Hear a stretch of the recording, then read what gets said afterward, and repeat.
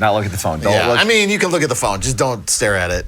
Ogle it. Definitely stare at it. I probably will just deeply Yes. just get lost Longingly. and just Get not lost answer your in the- questions and just be like, guys, what is it about life and stuff? Yeah. You know, like everything. Hey, on this week's episode of This Must Be the Place, we have Inspector and just all around good guy extraordinaire, house aficionado, old wood expert, gutter guy, concrete. I don't know, something that rhymes with a C. Or starts with a C. I don't know. But we got DC Patton, not General Patton, Not for all General. you boomers out there. Distantly related. Yeah. Distantly. Not Mike Patton. Not the lead singer.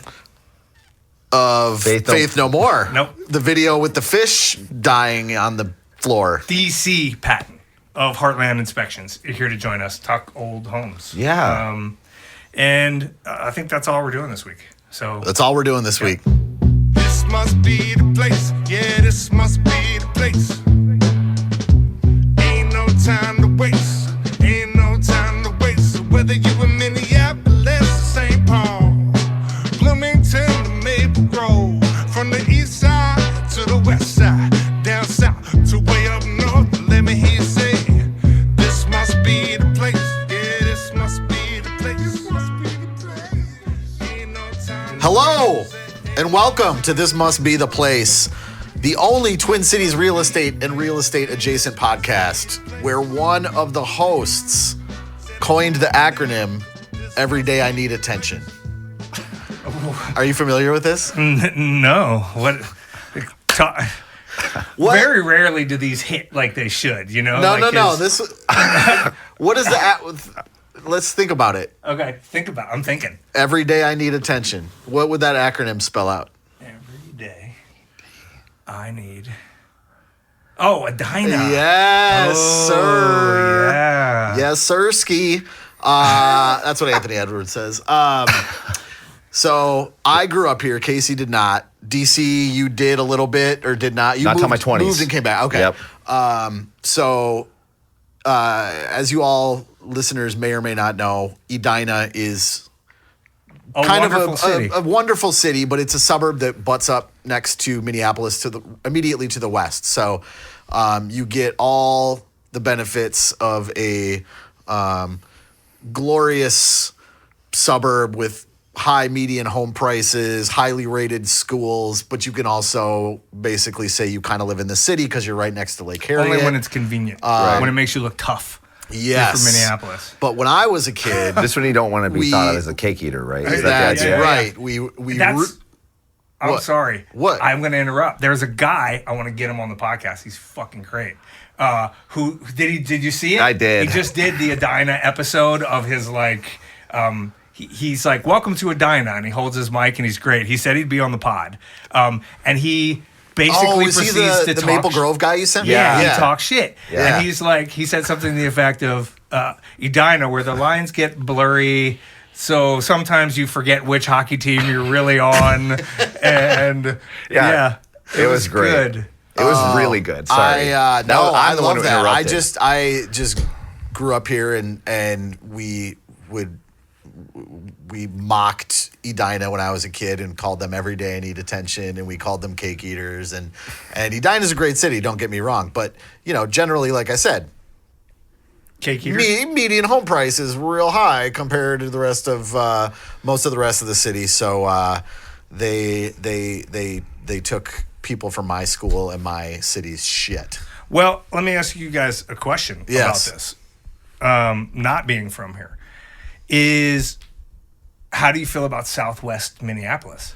Are those people that want to be in EDINA but can't quite bring themselves to from like a cultural cool standpoint, or is it they want to be in EDINA but they can't afford to be in EDINA? Is there a difference between that Southwest area and EDINA, like right around 50th in France? I think Or it's is just, it all blurry? I think it's Is just that where the hockey teams get fucked up? it's France Avenue kind of bisects, east of France is Southwest Minneapolis, and that's going to be, the Fulton neighborhood, Like 50th and Xerxes. Where's that at in that? That's just That's east of just- 50th in France. Is that in Minneapolis? Yeah, that's Minneapolis. That's Minneapolis. See, I would have thought that was in Edina. No, that's very close to Edina. Makes sense. But I mean, there's plenty of baller $2.5 million homes in Southwest Minneapolis, just Yeah. like there are in Edina. But yeah, that's an interesting question. And I didn't realize 9 Mile Creek, which starts in Bloomington. Yeah. Are you guys familiar? Familiar, yes. So 9 Mile Creek starts at like 106. If you go to the last exit on 35W before you go over the river into like Savage or Burnsville. Yes. You get off on 106. 9 Mile Creek starts right there at the Minnesota River and runs for what I'm assuming is 9 miles through Bloomington and ends up in Edina by 169 and where Health Partners is or wherever that is there. And there's a part of Edina that's on 9 Mile Creek. And I've never seen the neighborhood like that in my life. I thought I knew Edina and like the cool neighborhoods. This neighborhood is all teardowns with just like multi-million-dollar incredible houses that you drive through at night and they're all like uplit and look like they should be in like a movie or magazine. They were all or little something like that. mid-century or 1930s, 40s, They small. were. Yeah. And now down. they're ridiculous. Yeah. It reminds me of like Highland Park and the St. Dennis's in St. Paul. Yeah. But taken to like on steroids to the millionth degree. Around Yeah, Michigan. those Is there little, still some little ones in there too? Some of the old ones? There left? are Once some. you start, so when you Maybe go not into the near neighborhood, the area you're talking yeah, about, I think but- so. So when you go into the neighborhood, they start smaller and older, and then as you make your way in, it seems like they get bigger and newer. Yeah, that makes sense. Well, let us tarry no further and introduce our guest. He's famous for his use of That's an expression, bro. Look it Shakespearean up. and That's a- flowery hey. language. I caught it. With us today is with context. is DC Patton. He is Twin Cities home inspector and works for Heartland Inspections. And he's one of our go-to referrals when it comes to referring inspectors to buyers after you purchase a home. You are going to want to get an inspection done, and DC is the man to do it.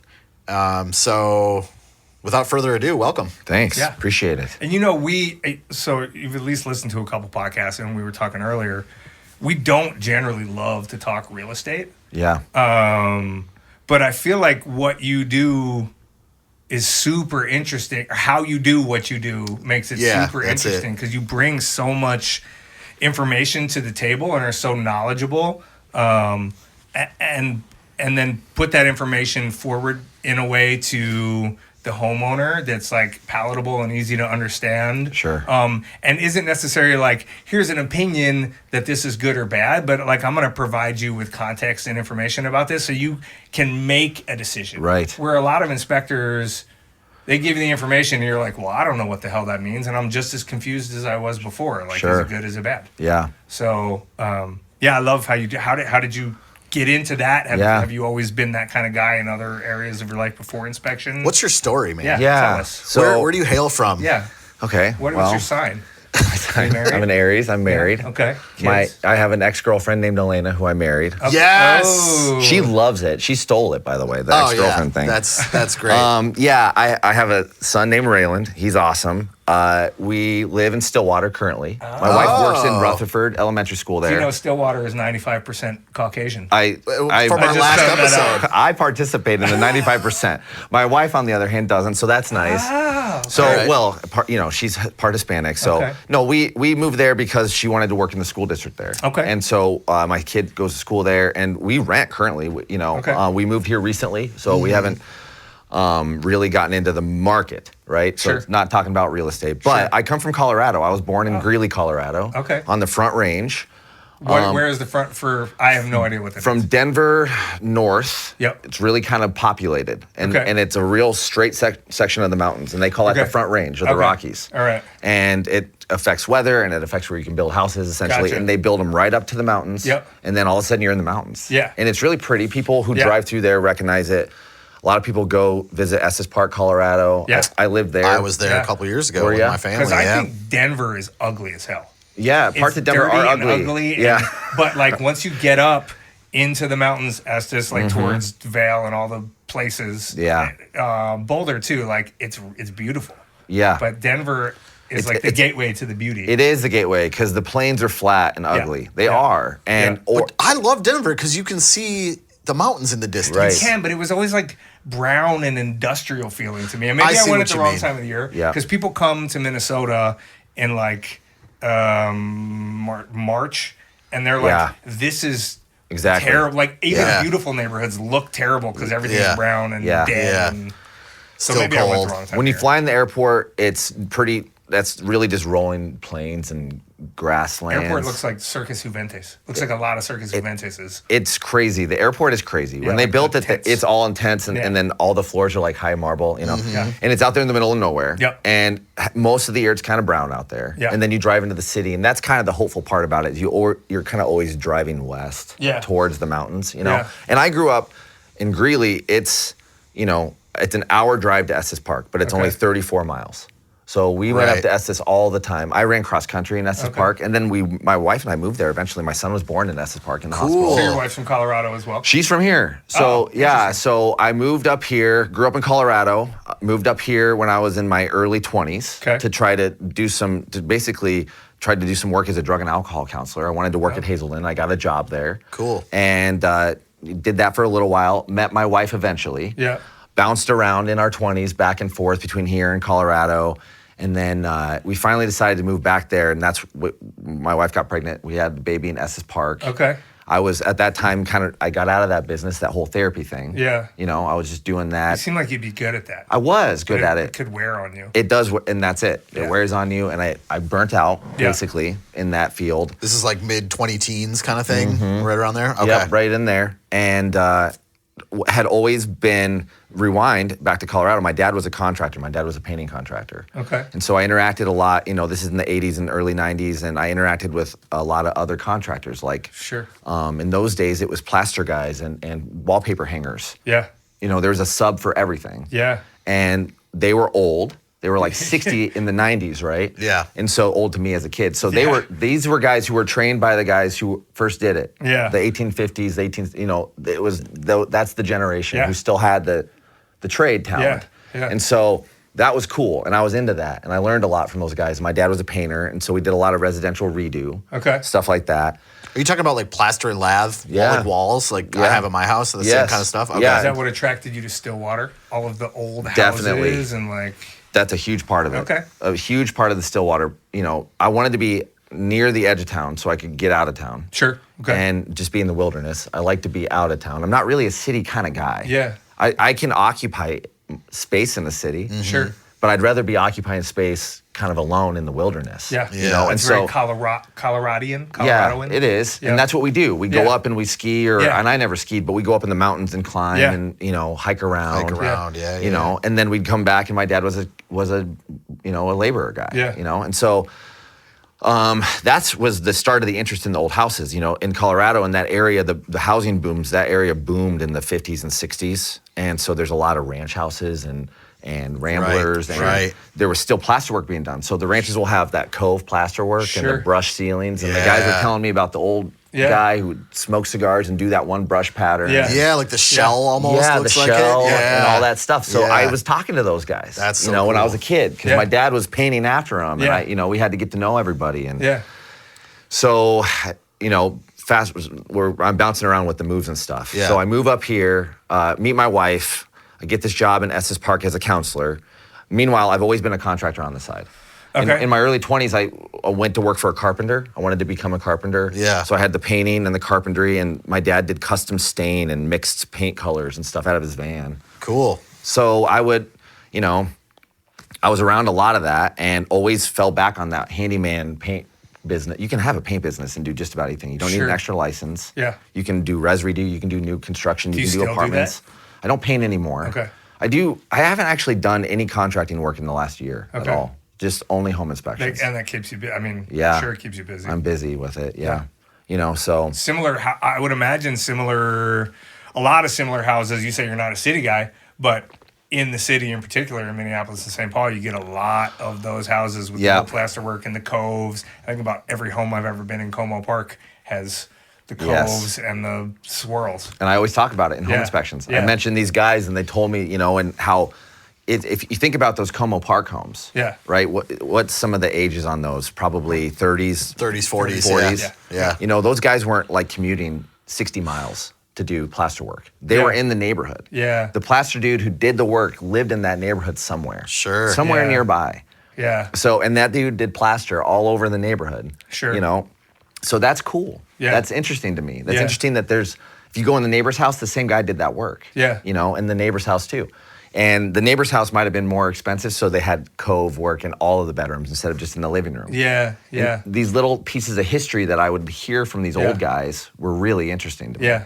And that's what sort of led me to be interested in these old places. Yeah. And so as I started doing work over the years, you know, I did new res. I got on a framing crew. I built a bunch of houses in the early 2000s in the Front Range when it was that was like the fastest growing population in the Yeah. country at the time. Yeah. Cool. You know, per capita. Yeah. And that was much different. New houses production. Sure. You know, early 2000 build stuff. Sure. You know, it's functional. Engineered trusses. Engineered trusses. Yeah, I was going to ask some of the materials that you were using at the time. Much different. Yeah. Much different than the guy who's like spitting the cigar out and telling you about the. Yeah, right. You know, and then right, meanwhile like you have said, these yeah. like eye joists and then manufactured trusses and. Yes. I understand how it's all working. Sure. But I'm seeing the differences. Yeah. I'm noticing that there's a difference in quality and a Sure. difference in, you know, appeal to me. Sure. A difference in Yeah. something. Engineering. Engineering, But you and also talk- it doesn't take much talent to build those, and not in the same way. Yeah, that yeah. guy is talented in a way. People who build houses are talented in a different way today. Well, it's like quantity versus quality. Yeah. Right. Or being prolific or writing one masterpiece or something Right. like that. I just remember in an inspection you were talking about the difference in wood. Yeah. And renovating my own house, looking at the end of a 2x4 and seeing this 2x4 from 1952 or 54, whatever Yeah. it was, with just like all of these rings. Yeah. And then looking at the sticks that they put up in the new wall that were just like, could have been paper. You know what I mean? The way they just exploded and came apart. And I just saw something yesterday, not to be political, but related to like the tariffs and why we can't use our own lumber in this country is because we don't grow trees in this country that we like to build with. Those are all grown in Canada, and the farther north you get, the older growth those forests. Forests. Oh, the older growth those Forest, forests yeah. are. Yeah, forests and, are. Yeah. And the stronger the wood is Sure. at that point, the Yep. better for building.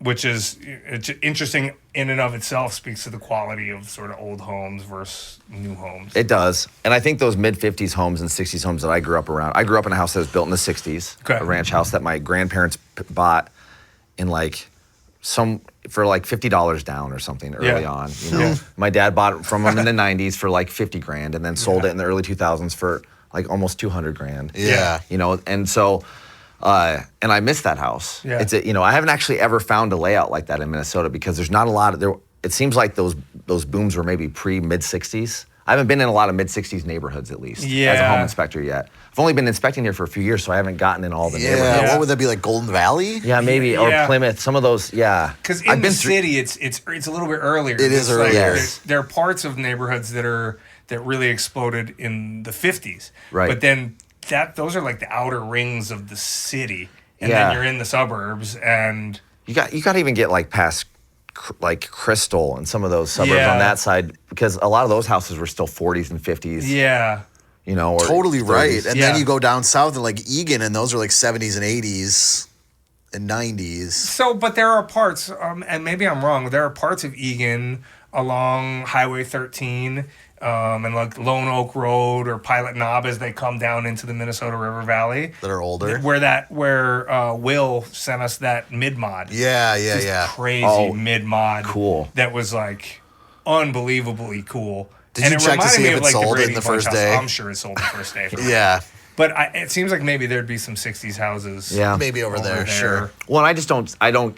The fact that I don't inspect them doesn't mean that they're not there. It may mean that they're not on the market very often. Yeah. It may mean that we're Yeah. just not in those neighborhoods. Yeah. You know, but I'm looking forward to looking at houses. You know, like Yeah. that. anyways, that's kind of my story. We bounced around quite a bit. We ended up back here a few years ago. My wife, having been away for 10 years, was like, I think I want to be near my sister. Where did she grow up? Monticello. Okay. And then her sister lives in Woodbury. And so the family's Okay. all around in this Twin Cities. All around, yeah. In fact, her mom's house might be the oldest house. It's not quite the oldest house I looked at in Minnesota, but she lives in her mom's house in Monticello is a very old house. It has half 1850s? 1860s. Wow. Has half timber floor joists. That's cool. You know, and she was like, "Oh no, that just tree limbs down there." And I'm like, "Yeah, but look," and I drew on the picture a 2x4, and then all the different. There's two 2x4s and a 2x6 in that one piece, so it's a good floor joist. Yeah, you know what I mean. It's not going anywhere. Hasn't gone anywhere for like 150 years. It's not going anywhere. Right. That's the one thing I like about old homes when I'm with clients who are maybe looking at some stuff in Rosemount or considering a new build or something like that versus an older home. I'm like, look, like you've probably seen all the settling that this house is going to do. You know what you're getting. You know, even though some of these new builds are warranted, you just can't guarantee that the things are done correctly, flashed right, or up to code, even though they're supposed to be. Yeah, right. And then the quality of materials is just different. So It is I'm different. always, if given the choice, or if I have clients that are open to things, I'll always sort of let my opinion be known on how I feel about old versus new. Yeah. I mean, obviously they're going to do what they need to do for functionality Right. or whatever else. Yep. And it's one size doesn't fit all, but I'm a huge fan of old homes Yeah. because you can make them be whatever you want. Yeah. Finish. Speaking of lumber, because you were kind of talking about that when you were talking about the joists in the old Monticello home. Our episode last week was on Stillwater, and we were talking about the logging industry and the sawmills, and they pretty much cut down white pine. Right. Right. So, what does that mean in turn? Like, what are the types of wood and the types of trees that were used depending on the decade? Is that something you can like talk to at all? Because that interests me. A little bit. I'm not super. I don't have all the actual. Yeah. Well, you know more than You gotta us. leave. Yes, I do know that there. I got to get out Get of here out. now, guys. Thanks for the questions. Yeah. No, hot topic. Are you kidding? No, I'm joking. Yeah. No, I think white pine tends to. Just Okay. make it up, man. No I'm one's gonna make it up. fact check you. I'm gonna make this up. White pine, I think, tends to it can grow faster, and Yes. so that's one thing. It can be in replant forests, and so Okay. and then that's one thing that can, and then I know that the darker pines do grow. Grow slower and have dense. more Yeah. dense, and then we're in part of all these old growth forests that have been Yes. here since basically the end of the last ice age, and some of those trees were very old in this area. Now, some of those trees in this like where I come from in Colorado, most of that lumber was shipped, and most of that was red pine, or I'm sorry, Redwood. red Like cedar. Some of it was redwood. A lot of our floors were like Oak. no, they were like poplar sometimes. Sure. We have a lot of cottonwood trees out there too, Yeah. so some of that would be in that region. But out here, I know it's mostly pine. Poplar's a soft wood. Poplar is a soft wood. That's why, and so the subfloors. Oftentimes in Colorado, you'll see people refinish these floors that are under carpet, but it was Yeah. originally a very soft subfloor. Oh, and okay. sometimes you would see then a tight grain, harder something on top. Sometimes that was pine. Sometimes that was fir. Sometimes that was, Cool. and then that would be on top of that. That would be Okay. another floor, and then that's the one that got trashed in the 80s and 90s when everyone's painting over them and putting Yeah. carpet down on Yeah. them. You Yeah. know. So then you pull that up, and sometimes there's even a softer poplar or Sure. even softer diagonal floor joists that were put together tight, maybe with little spaces. And Yeah. sometimes people live on that stuff. Yeah. You know, it's harder than modern poplar. Yeah, And okay. the fir, which would be a softer wood too, a lot of fir floors. Some of the framing material is fir, some of the firs. Interesting. I know that, this region, I'm not exactly sure because Yeah. it has a more robust Sure. and a carnivorous, right? Yeah. And so the forests here are mixed. Yeah. And I'm not exactly Yeah. sure. That's something I'm going to have to research for the next time I'm on the show. Yeah. Oh, you're coming back, right? But you're a music guy too. Yeah. And that holds true for guitars. Yes. I mean, you think about how guitars were made, and for people out there who have no idea what I'm talking about here, Right. I there's a have no idea. huge thing in the guitar world that like guitars that were made in the original Gibson factory or Martin that used old growth wood really hard, dense, old growth, resonant tone woods Yes. are way better than the quickly grown, quickly harvested woods now that they mass produce guitars in Mexico or wherever else Right. they're building guitars now. So it's a big differentiator between highly sought after old guitars that were made of this. Yeah. And it's the same with housing, it would seem. Yeah. The quality of the wood. I think so. I mean, in some of the older houses certainly have denser wood. Yeah. Older growth wood. And that's just because that's what was available. Yeah. You know, and so they were cutting down these big trees. And sometimes that's bad. I mean, we culled our forest, and now we have this, new growth that we're using in material, Sure. which partially led to orientated strand boards, Sure. or plywood Sure. materials and stuff like that. We Yeah. can process these softer woods into, plywoods Stronger and make things, them yeah. stronger. Yeah. But that's what I, tend to talk about in these houses sometimes is that, Yeah. if you look at this one beam, whatever, it's, a really a redder pine typically from the older ones in Minnesota, it seems like, and I'm not sure the species, but, you can count all those lines and you can see how just beefy That's and so dense cool. it is. I love And it. You can see how it's, Yeah. so it might have even been that house that recently we were together On in the that, west side, yeah. Yeah, where there was maybe some rot in a beam. But the beam was like 14 inches by 12 inches. Are we talking Yeah. in the basement? Yeah. And I was like, let's Yeah. cut that piece off. And then look, you still have like 14 inches by 12 inches of this massive old growth beam. Yeah. And I've told people It's like too. over-engineered by Yeah. today's standards. Definitely. Yeah. And almost always the old houses are over-engineered by today's standards. Yeah. We made wood cheaper and in some ways stronger with plywood, but then we built this code structure, Yeah. right? And so we have a basic principle on how we have to build houses within the code structure, and it's for safety, it's for fire, it's for plumbing, it's for electrical, it's to make sure that houses are built right. And that's somewhat of a response to the materials that we have. So these new materials and the silicones we have to use to put them together, they can be more flammable. And so you have to have better fire blocking in houses now, which means that basements have, Sure. sheetrock. Sure. And if you have an attached garage, It needs to have that fire barrier, right? Exactly. Yeah, that's something that comes up a lot in inspections, at least for me, with especially homes that were built like late 90s into the early 2010s, is that wasn't code then, Right. because most of those homes have attached garages, right? Yes. So during an inspection, like when DC or another inspector will come out with my buyers, they'll say, this is a fire hazard. Yep. It wasn't it was a fire hazard then, but it wasn't code then. It's code now. So, we recommend at some point, if you want to be up to code, Yeah. It's- Fix your sheetrock. Basically, it's the sheetrock Yeah. between your house and the garage. Yeah. Yeah. And fires typically start in garages. Yeah. It's just a place for fires to start. People smoke in their sense. garages. They Yeah. smoke Yeah. weed in their garages. They Yeah. drink in their garages. Yeah. They Yeah. their lawnmowers out there. Now they're Yep. plugging their Yeah. Teslas, which They're plugging their explode Teslas and then they spontaneously. flick the Yes. cigarette butt into the gas can Yeah. and kaboomy. Yes. And so what we want to do is keep the fire in the garage for The 5 oily minutes. rags yeah, that the we oily keep in rags, the floor. the stain rags that we're piling up to Yeah. spontaneously combust Most meth labs are. in garages. Garages. That's right. Yep. So my garage is just a fire zone. I thought you were probably. going to say it was a meth lab. Is a meth lab. Yeah.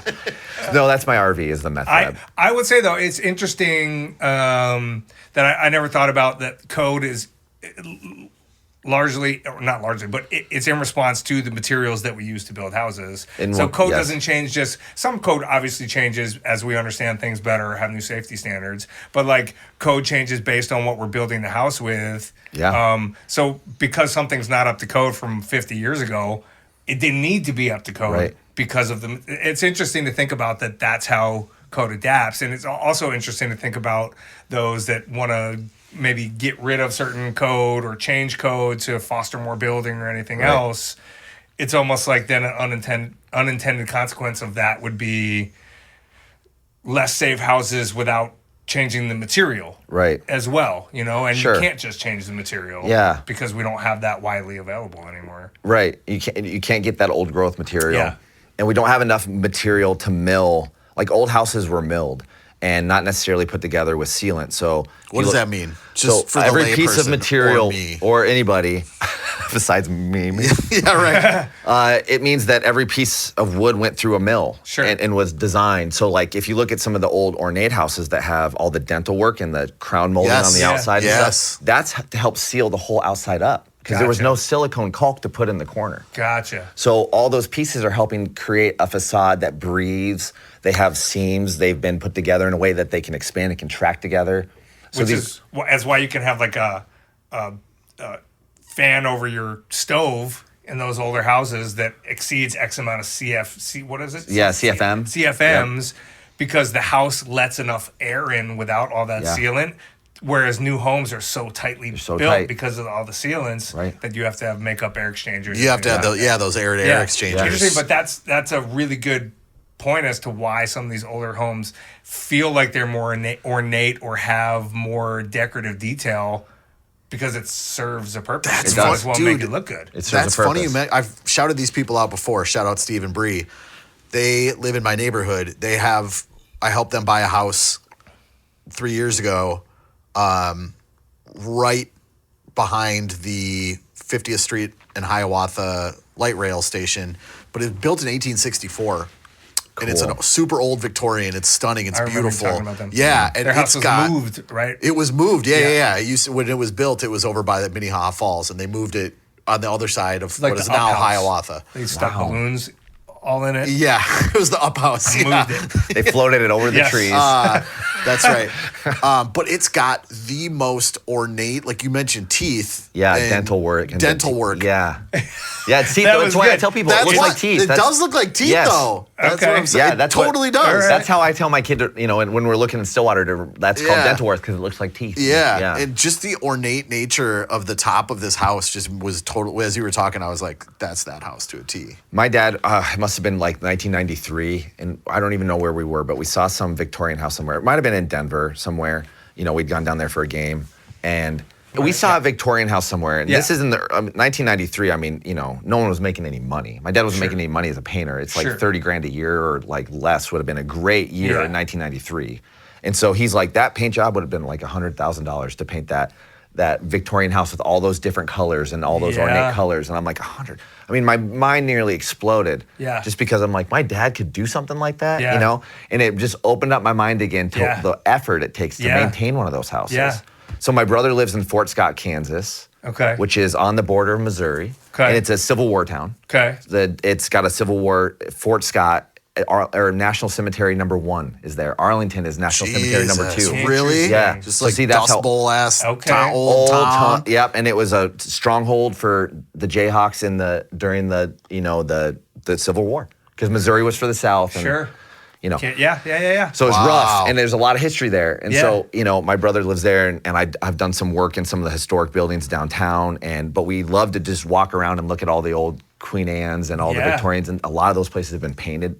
I mean, I can't even imagine what you'd have to pay a painter to paint all those places nowadays. That's why people don't. Right. Well, that's why a lot of those houses, they have that almost what feels like original. I'm sure it's not original from that, but they don't get painted every 5 years because you can't just slap a coat of white or whatever paint on it. Right. Or if you do, it looks bad. It does. Yeah, it doesn't look the same. That's what I love about some of the. Well, so Nicollet Island is one that I love. Yeah. And then over in St. Paul, like the Summit Hill area with a lot of those ones on. I think it's like maybe Osceola or Fairmount or any of those streets. Because there's so many cool ass paint jobs. Yes. And towards midsummer, whenever the wildflowers are really like blooming, the colors of the wildflowers in front of these houses match the palette of the house. Yes. And it fucking looks so incredible. And I love it. That's great. I'm sure there's somebody who put that together, the color palette of it all by design, and it's and then you're seeing it. Yeah, and if there really are native species and wildflowers, if they were just growing there, that informed how they were gonna. That's how they were gonna paint it. To do it, yeah. See that, and that goes to show that's typically what I tell people. I look at new houses too. Yeah, all the time. Yeah. I looked at a brownstone right around the corner from Summit Avenue yesterday. Yeah, that was built in like Cathedral Hill area. Yeah, so I did a condo brownstone. Yes. Yeah. So I look at all places, and I typically say to people, I want an old house. Yeah. Because I'm digging out the old material and making stuff out of it, and I want, and this is. But you may want a maintenance-free new home with a warranty. Yeah. That's cool. Yes. I'm not saying that you got to believe what I believe. Dude, I just like this stuff. But I do like that about the cities. So I grew up in the Philadelphia area, Reading, Pennsylvania, and we don't. 76ers? Yes. Yeah. Yeah. I had to throw that in. Allen Iverson, I believe. Thank you. You're welcome. Appreciate it. slightly below your wife and kids in terms of like most We important did name people in your our life? our first dog. We officially got as a couple. We named Iverson because she was fast Really? and she was good. And I think the next dog I get, I'll name G Love and Special never- Sauce, and for you. thank you. Or I should just name him Casey. Yeah. She never want to find There are us. a lot of golden retrievers named Casey, by the way. I bet- If I'm you Google Casey Golden, pop the first like 10 things are Our golden dogs. retrievers named Is he a Casey. golden? And like, is that his personality? Are you a golden? It depends who you ask. Maybe Like, you are. Some people are like only latch on to the negative side of Casey Sure. Golden, like the shit talking. Yeah. Like, but I'm aware of my shortcomings as a human being, and I embrace them. Yeah. That's a and I big think I difference, try to man. make Yeah. it up Self-awareness with the is important. deprecating humor. Yeah, that's a boxer. The boxers are self-aware. Yeah. They know that their face is all jacked up. and Oh, that's, from in a dog standpoint. yeah, I think. Yeah. You know what I'm okay. saying? Yeah. I don't know. I'm just throwing it out there. Yeah, I don't think I I'm think- a golden. I don't think I'm like Goldens "Oh, aren't. I know. everything's happy." Because Goldens aren't self-aware. Let's look on yeah. the bright side of life. Yeah. Are you familiar with the G Love song "Milk and Cereal"? Yeah. I used to play it for my kids when they were tiny, and it's like the best, coolest, funniest song ever. I love You it. know, I just thought of it because of that song 76ers that G Love. That's right. And I was That- trying to think of a connection to Philly for you to just, I forgot about that. 'cause song. I've never been in, First of all, you should go. The Denver thing aside, because there were some contentious years between the Embiid Jokic debate. Right. But like, Philly's a phenomenal city, Yeah. and if you're into history like you are, the fact that you can see houses and homes in Old Town that were built in the 1700s Yes. and just how they lived functionally, how much smaller people were. Yeah. The doorways, everything is so much more compact and dense. The cobblestone streets, to see Betsy Ross's house, or just the architecture Yeah. in and around That would be a Philadelphia. trip for you to see. would be a trip. Like, I would be a Pretty trip for me amazing. and Casey to just follow you around Yeah, and well, just That could I be a freak out. segment. could Following DC. following Yeah. DC and Philly. Yeah. following DC and Philly while But he's even- freaking out about everything. Yeah, about all the old But architecture. even Yeah. outside of Philly, like so, Well- I want to take my kids. So in going to elementary school, I sound like a fucking old guy. And like once you get into junior high and late like elementary school, Right. grammar school, Grammar school. Back when I was in grammar school. we got to go to Civil War, like Yeah. Gettysburg, Williamsburg, like all these places. Yeah. As part of just like field trips, and I want to take my kids while they're old enough to process it and care, but not too old to not want to spend any time with us, and before they're like 25 and care about us again. Right. I want to do like a week out east to see all the Civil War era stuff, like the Williamsburgs and the Gettysburgs, let alone the Philadelphia stuff, right? Right. So the fact that you can do all of Valley Forge, right? You can do all of that on day trips for someone who's really interested in history. Yeah. Just all from there. Yeah, And it's that's just that, so that, much. that little section. That's not even including other parts of New England and New York and Yes. Right. other Yeah, exactly. Virginia and to the south. Old farmsteads out there Yeah. that were all built of actual stone. There's no Yeah. wood in the place. Right. Maybe some beams, but it's all stone. Just to see how these old farmsteads were built. Yeah. And then conversely, like what people, really wealthy people in like Bucks County were able to do from a remodel standpoint. So you look at this house from the outside that was built in 1789, and then you walk in and it's this most gorgeous, modern, new like blend of things. It's pretty incredible some of Yeah. the stuff out there. And then after that, we'll fly to London and look at some 500-year-old houses. Yeah, that's- that and then would I'll- be cool. Maybe yeah. Rome. Yeah, after that. Rome. And then I'll we'll go out to That's a good idea. 'cause Around China, the world with DC. 1,500 years old. Well, I think I should go look at the palace and do a proper inspection before they put the next Pappas in there. You know what I'm saying? Yeah. The Pappas Palace. Is that yeah, what I they think call you're it? the one. You're the one. Yeah, for sure. I'm not Catholic, but Still, But if you were, even if they should call you anyway, bro. I'm just saying that I give an objective opinion every single time, no matter who it is. Yes. okay. The powers that be in the Vatican. I'm not. I do not want to be the Pope. No, he doesn't want to be a pope, but he will inspect you the would- hell you out would- of the Pope You'd like to be Converse. the papal. Yeah. You'd like to be in the conclave.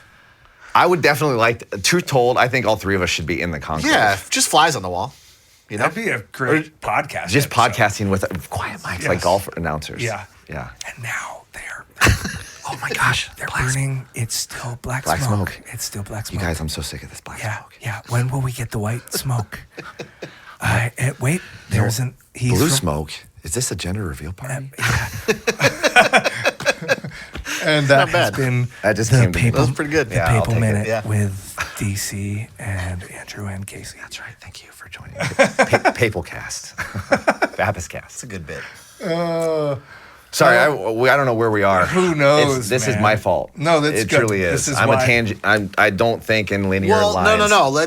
I want to talk about just super briefly about for any people that are actually interested in like what an inspection entails, and also like what are the most common things you see that people can be proactive about. In my mind, like that fire barrier in homes, that kind of thing pops up a lot. But other than that, it's a lot of like the ends of railings not attaching to the Yes. wall, or it's freaking smoke detectors. I'm like going to those- tell you the number one thing: What's that?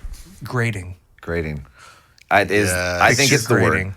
I have this whole ongoing, reoccurring nightmare where I'm naked About and basement running. No, moisture? that's a separate thing. Sorry, I thought we were in therapy. It's just this chair reminds me of my thing. I'm just kidding. No, it's about this spiel about how the gutters and the water, and it goes down to your basement, and that's where the water comes from. There's no magic place where water comes from. There's no Yeah. magic water. It Yeah. falls off of the house you're trying to buy. Yes. And when it freezes, it's in a 6 foot. Yeah, that 6-foot ball, an engineer told me that, Yep. expands out to 10 foot. And that's just at the end of one downspout. Yeah. And that's why we want to see those downspouts extended 6 feet away from the house so Yeah. that it's not so close to the house. Yeah. But the water is just trying to make its way down.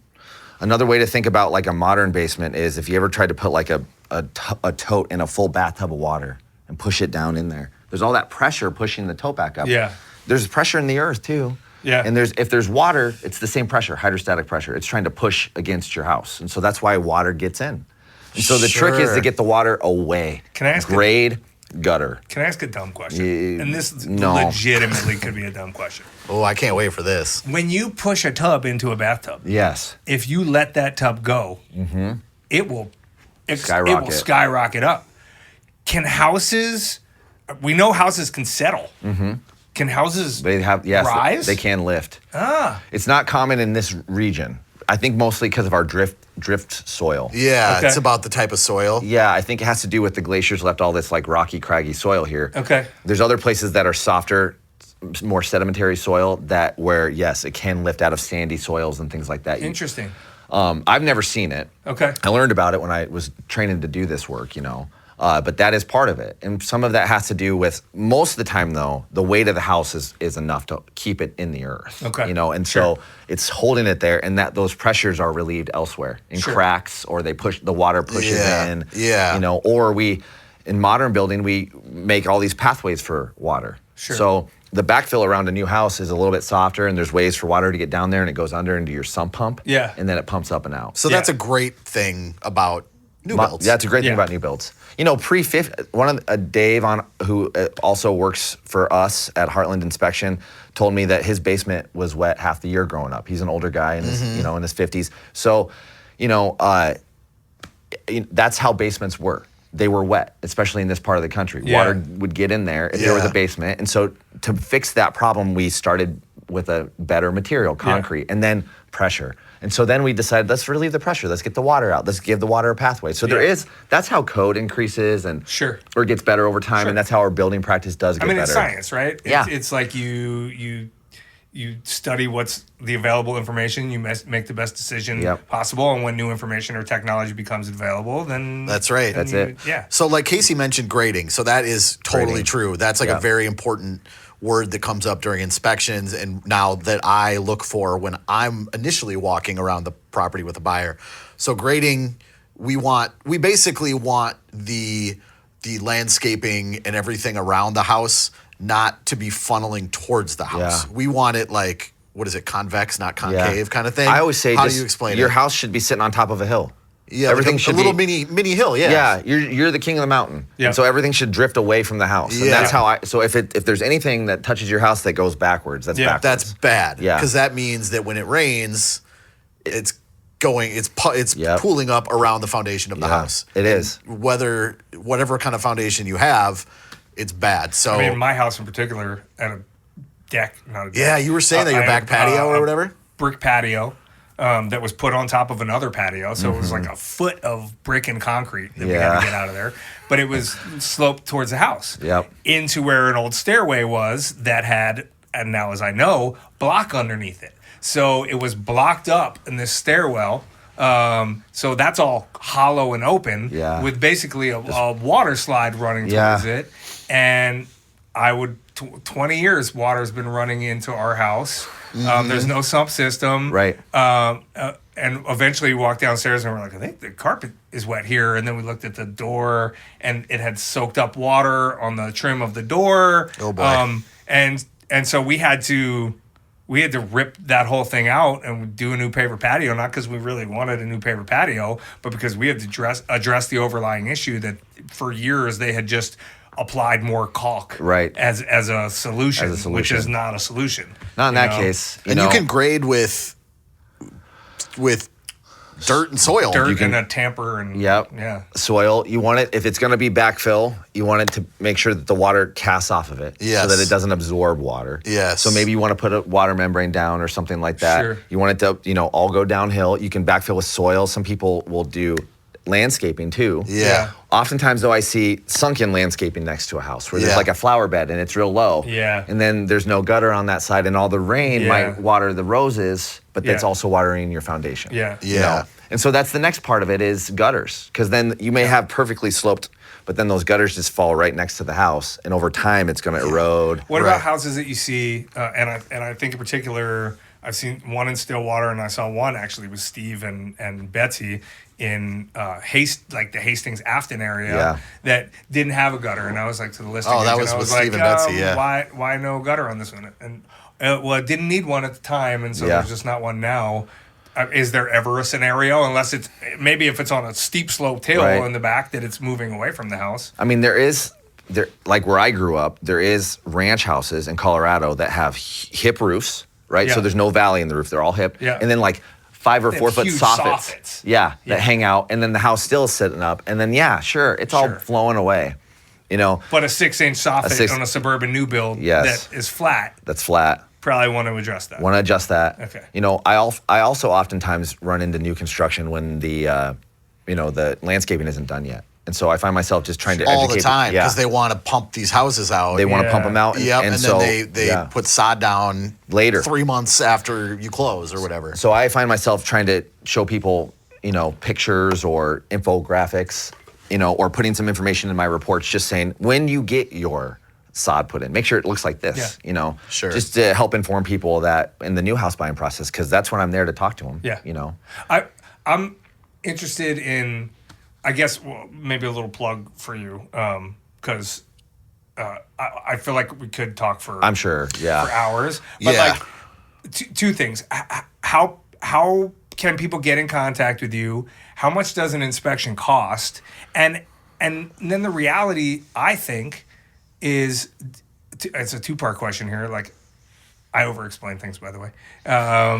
Clearly. I go to a restaurant and I'll be like, let me start by telling you I'm going to ask you a Yeah. question. And then so should people, I think people should consider getting inspections on homes that they've lived in for a long time. Yeah. Just to become reacquainted with the house and maybe things that have changed. That's a over good the years, idea. I because never think of that. Things settle, right? We should Yeah. radon test every X amount of years. Like, Yep. do you find there's a market for that, or is it you really can market it consistently as random? renewing the vows of your house. Yeah. That's, Right? That's a or good one. a colonoscopy. Or like we colonoscopy just for said. your house, Let's yeah. get it checked out. I Make guess sure I'm there's a no house polyps. proctologist. Yeah. Pull the glove and snap it. Yeah. DC Ass Man. It's like, You know, you remember Fletch? Yeah. Oh, yeah. Moon Yeah. River. Yeah. Yeah, we do welcome home inspections. Sometimes people get into a house and then we'll come do an inspection after closing. And in fact, I had one a few weeks ago where the agent came and it was like a couple weeks after closing, just to get the information they needed. Sure. It wouldn't have been relevant for their type of contract in that case, which is Sure. why they did it that way. Sure. I was pleased that the agent was there. Yeah. Because that's not usual. Yeah. And I also don't do those very often. Most of the marketing and stuff of this business, I work for this great company, Heartland, and what I like about working for a company personally is that I really focus on home inspections. Like I don't really have to worry about marketing. Sure. And honestly, I don't even know exactly what I have an idea of range, but if you want to know what our inspections cost, just go on the website and plug in your information. Heartland Inspections. It's around I believe it's 500, $569 Right. for your general overview Yeah. home inspection, where you will do all the services you provide. You'll Sure. get on the roof if you can get on the roof. You'll do all the things that an inspector does, and then you can add on. You can add on for a- about $220 each. You can add on things like what, radon testing, Radon, sewer scope, chimney scope. Yep. We work. Go ahead. I'm sorry. We work with another company that comes and does all of our radon. Okay. A lot of the people who work there used to work for us. We're Okay. our sewer scopes and chimney scopes are done by staff on. Okay. If we can't, unless you got to pull a toilet, Yeah. then we ask people to call Ron. you Yeah. know? Yeah. Or your guy. You got a guy. I heard in a podcast. Commercial utilities, commercial solutions. Commercial plumbing and heating. But no, they're great. They fixed the main line. We talked about it at my house that they Oh yeah, I did that. golf putted Sure. PVC through. Sure. And I spoke to your guy. What's his name? Pat.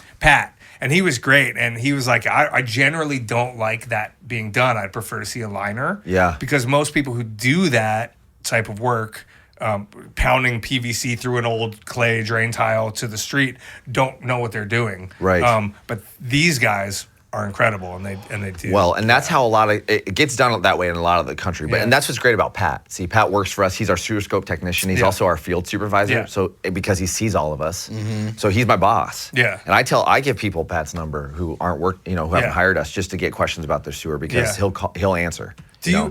I'm assuming you have to stay up to code and continuing education and new kind of stuff. Like, are you constantly learning new things? Yeah, every year as We do continuing education credits just like you Just guys like do. us, yeah. We provide CE credits Yes, for you do. real estate agents. Yes, Yeah. you do. So check that out I've on our taken website. advantage of that. Yes, Yeah. because If you're a realtor out there and you want some free CE, go to heartlandinspections.com. yeah. Because you might even see me doing some of those. Yeah, classes. right. Yeah, Nice. but yeah, I continue. I'm always educating. In fact, InterNACHI, I was just updating some of my CE courses there. Okay. With ASHI, which is another one of our.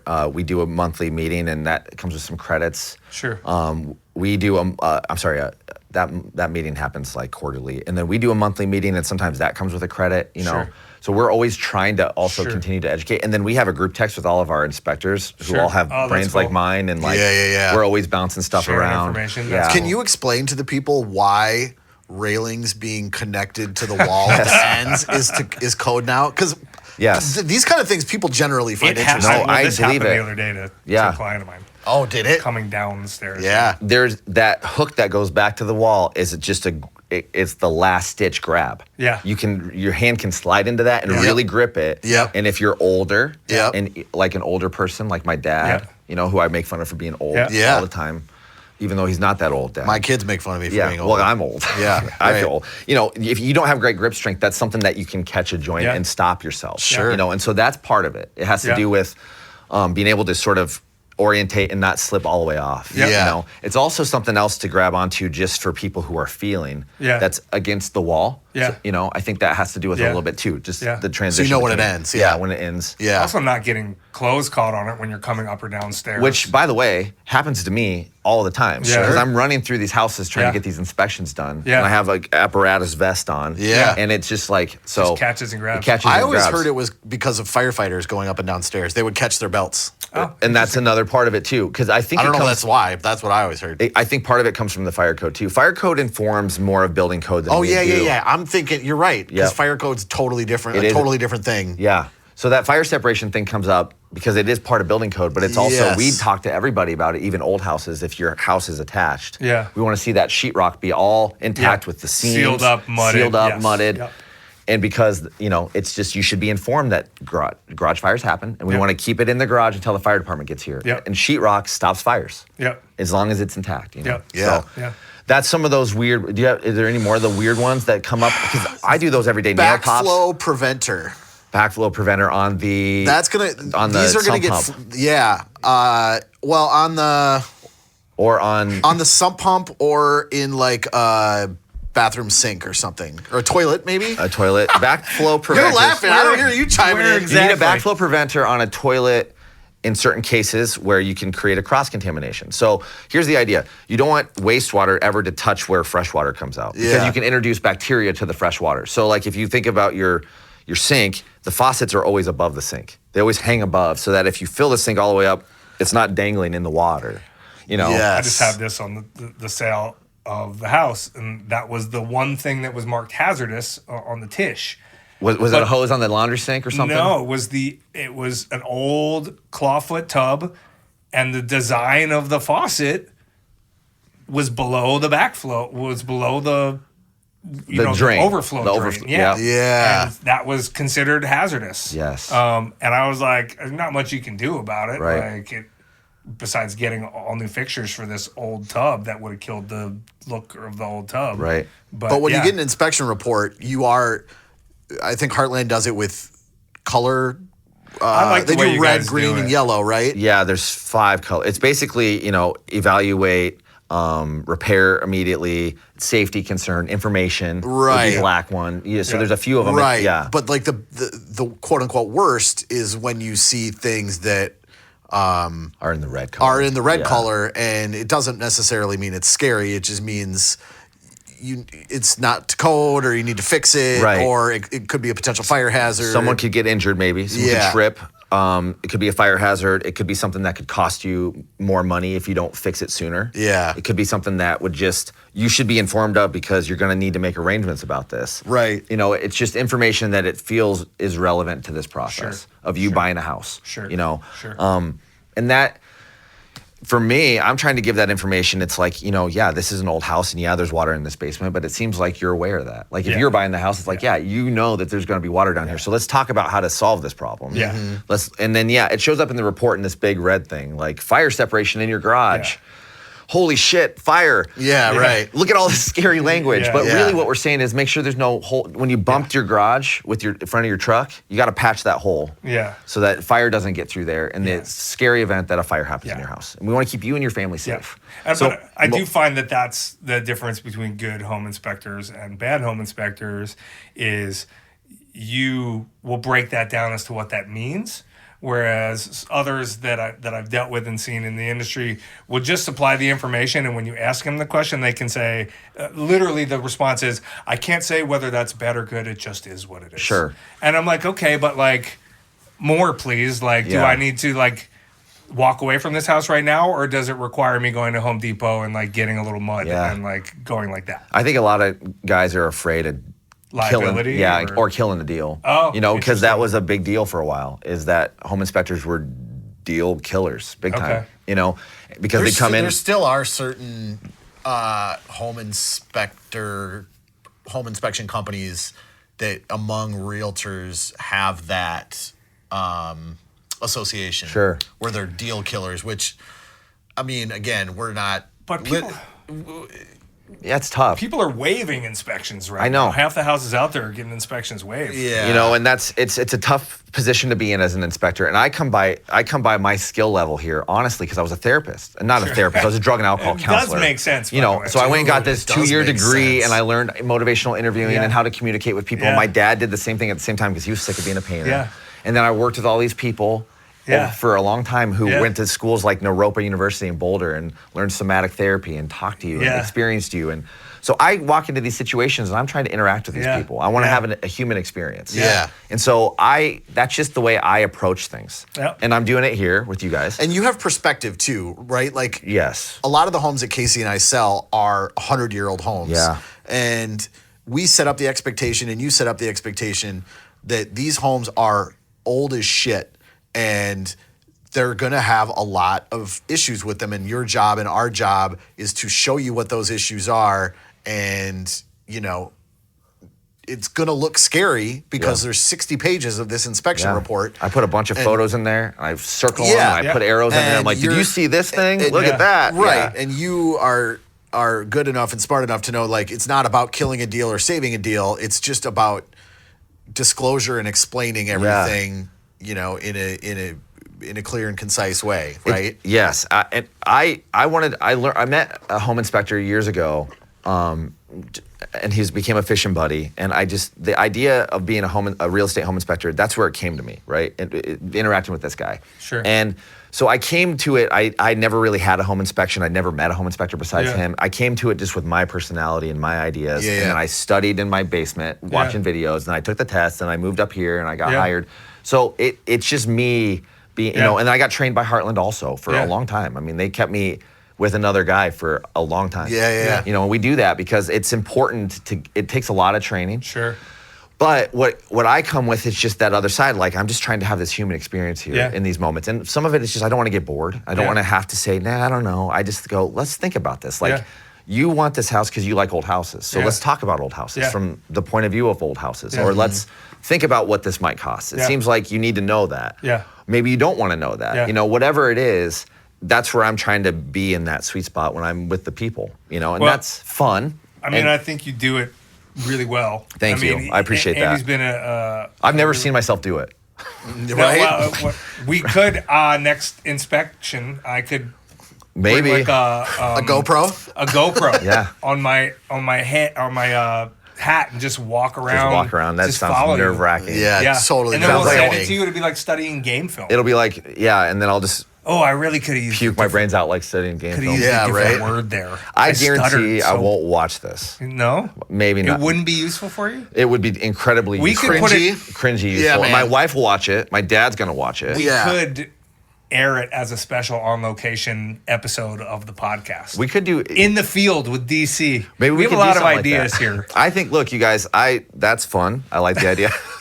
I came here 20 minutes early so I could take pictures of the old buildings and stuff. So I'm in, you know, I'm already in the field. All right, you guys want to put a mic on me? Well, we are going to have you back when we can.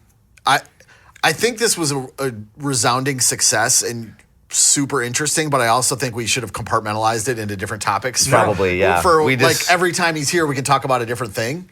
Well, we get to that. Like for the 70 people this is that just listen like the to intro. this, but this is the intro to DC. Okay, that makes sense. I like that. This is the origin story, if you will. This is kind of, I think story. you got a good take on so next time we have you on, we can talk about like joists or whatever shit, right? Or whatever. Well, let me ask you another question. Are you going to hang out with us for another hour so we can talk about Neighborhood Watch? We're not doing that today. I gotcha. No, I'm just joking. We got to go back and talk Stillwater Neighborhood Watch because I wasn't involved. Lumberjack days. Lumberjack days. Yeah. No, I love your guys' Neighborhood Watch. I appreciate the podcast. Thanks for having me here. Thanks for coming on, man. And, you know, I appreciate you letting me just bounce around with you and let this be free form a little bit. This is exactly what this is for. Like, you know, it's, totally we just want to talk to interesting people who do interesting things, whether it's in our field or adjacent to our field or completely unrelated, right? Sure. Like, because we think that the Twin Cities is super cool. And there's a lot of people that make it so. You know, it's not the houses or the weather. Like, it's the people. It's the community. And that's definitely what I like about it here. Is that there's a community of people here, lots of communities of people, interesting architecture, interesting history, you know, and people hold it together. People keep it, you know, what it is. And it's been, so I'm an adopted son and I've lived here twice for long periods of time. And I, you know, and I appreciate it. There's parts of it, you know. But I love, you know, there's things like you said. You wish there were some mountains around here. I wish there were some mountains. And, you know, Minnesota nice is, you know, Minnesota nice. Minnesota passive aggressive. See, I let you say it. I was passive aggressive. I passive aggressively forced you to say it. Anyway, you're catching the bug. I got the bug already. Yeah. Well, thanks for coming on, man. Thanks, really guys. appreciate it. Thank you guys for joining us this week. We will catch you next week. This must be the place. Yeah, this must be the place.